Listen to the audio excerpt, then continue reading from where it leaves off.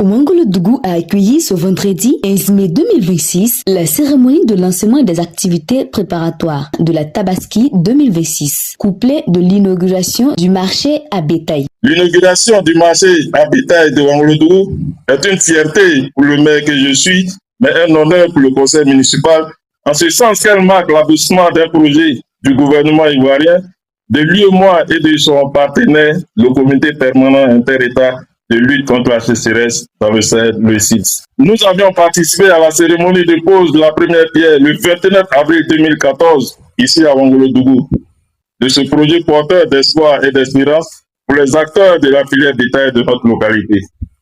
Aujourd'hui, Monsieur le ministre, Mesdames et Messieurs les éleveurs, Mesdames et Messieurs les commerçants, nos populations sont heureuses d'accueillir cette cérémonie et nous sommes convaincus que ce marché à bétail deviendra un pilier de notre commune et un pilier économique local et régional. En présence du ministre des Ressources animales et halieutiques, je suis venu vous dire au nom du gouvernement que votre sérénité est notre priorité absolue.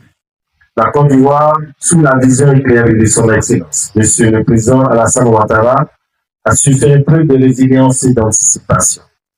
Nous avons réorganisé nos corridors. Désormais, le bétail afflue via de nouveaux axes. Le Nigeria, le Bénin, le Togo, le Ghana, et sécurisé par nos postes d'inspection frontaliers de Noé, de Takiko, de Sokon et de Douro. Cette diversification est la garantie que le marché ivoirien ne sera jamais dépourvu en bétail. Chers acteurs de la filière, le gouvernement a engagé une stratégie de réponse structurée autour de 3 piliers. 1. Le renforcement de la production nationale. À cet effet, nous intensifions la mobilisation du secteur local pour réduire notre dépendance et valoriser le labeur de nos éleveurs. 2. L'optimisation de la distribution. Pour ce faire, afin d'éviter la concentration du bétail dans le sud, nous organisons des foires éclatées dans plus de 20 localités. L'objectif est clair pour sécuriter les spéculateurs, supprimer les intermédiaires inutiles et rapprocher l'offre du village. 3. Fluidité logistique. Pour ce faire, j'ai instruit mes services en parfaite coordination avec les ministères de la Défense et de l'Intérieur pour garantir une tolérance zéro face aux tracasseries routières. J'en appelle donc à la responsabilité de chacun. Cette activité vise à renforcer l'organisation du marché à bétail et à accroître la production animale afin d'assurer un meilleur approvisionnement en bétail pour la Tabaski 2026. La présente cérémonie marque une étape décisive d'un processus de longue haleine.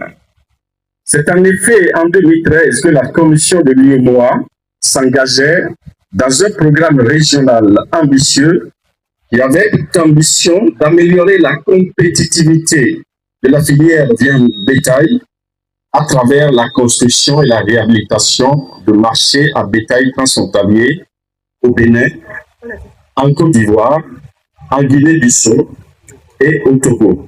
Pour la seule Côte d'Ivoire, cet investissement d'un montant de 210 millions de francs CFA a permis donc la construction de l'infrastructure que nous inaugurons aujourd'hui, ainsi que la réhabilitation du marché à bétail de Niélé. Dans un souci de garantir la finalisation des ouvrages dans des conditions optimales, conformes aux standards communautaires, la commission de l'UEMOA, sous l'autorité de son président, a tenu à apporter en 2025 un appui complémentaire de 42 millions de francs CFA pour rendre ce marché fonctionnel. Ce marché à bétail n'est pas un simple instrument ou une simple infrastructure.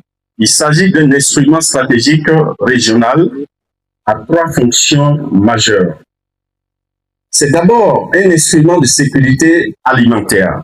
Chaque année, l'Aïd el-Kébir mobilise plus d'1,5 million de têtes de bétail dans notre espace communautaire. Mais c'est ensuite un instrument d'intégration régionale.